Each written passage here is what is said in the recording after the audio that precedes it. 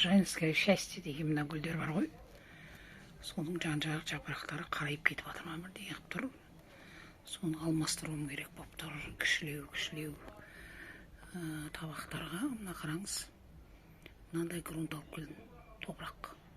Енді қазір бәрін салып, тазалап отырғызуымыз керек. Мына гүл ашып тұрғаны. Енді қазір тамырының бәрін тазалап жуып қойдым.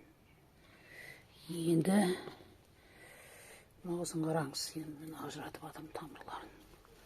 Бұл үлкендегі тамырының бәрін ажыратып жуып алуымыз керек. Таза тамыр болу керек. Асты шіріген болу керек.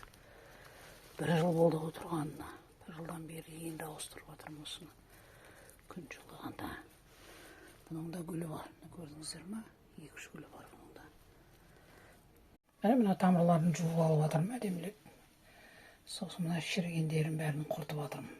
Енді кішкентай түбектерін әкеп қойдық. Оған жаңадан әкелген топырағын салдық. Енді тамырлату керек, ол үшін мына корневин деген керек екен.